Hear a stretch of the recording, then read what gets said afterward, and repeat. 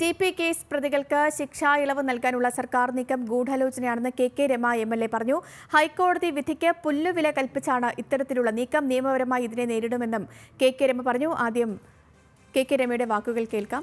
ശേഷം വിവരങ്ങളുമായി ബെൻസൺ ബാബു ഉണ്ട്. ബഹുമാനപ്പെട്ട ഹൈക്കോടതിയുടെ വിധി ഏറ്റവും ലാസ്റ്റ് വന്നിട്ട് 2 മാസമേ ആയിട്ടുള്ളൂ. അതിനകത്ത് വളരെ കൃത്യമായി പറയുന്നുണ്ട് ഈ പ്രതികൾക്ക് ഒരു കാരണവശാലും റെമിഷൻസ് കൊടുക്കാൻ പാടില്ല എന്നും ഇരട്ട ജീവപര്യന്തമാക്കിയിട്ടുണ്ട്. 20 വർഷത്തേക്ക് വീണ്ടും ദീർഘിപ്പിച്ചിട്ടുണ്ട്. ഇതൊക്കെ വളരെ വ്യക്തമായിട്ട് ഉണ്ടായിരിക്കെ അതൊക്കെ മറികടന്നുകൊണ്ട് അതിനെയൊക്കെ പുല്ലുവില കൽപ്പിച്ചുകൊണ്ടാണ് ഇപ്പോൾ ഇത്തരത്തിലൊരു നീക്കം ഉണ്ടായിരിക്കുന്നത്.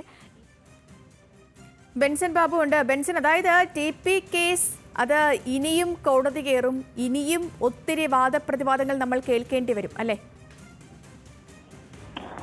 സൂചിപ്പിച്ചതുപോലെ തന്നെ കെ രമ MLA പ്രതികരണത്തിൽ തന്നെ കാര്യങ്ങൾ വ്യക്തമാണ്. ഈ TP കേസിലെ പ്രതികൾക്ക് ശിക്ഷാ ഇളവ് അത് നൽകുന്നതിനുള്ള മാനദണ്ഡങ്ങൾ എന്ത് എന്നതിനെ പറ്റി ഇനിയും ചർച്ചകൾ നടക്കേണ്ടതുണ്ട്, പഠനങ്ങൾ നടക്കേണ്ടതുണ്ട്. കാരണം ഈ കേസിൽ കൃത്യമായിട്ടും ഹൈക്കോടതി വിധി ഉള്ളതായിരുന്നു. ഇത്തരത്തിൽ ഇവരുടെ ജീവപര്യന്തം പോലും പൂർത്തിയായിട്ടില്ല.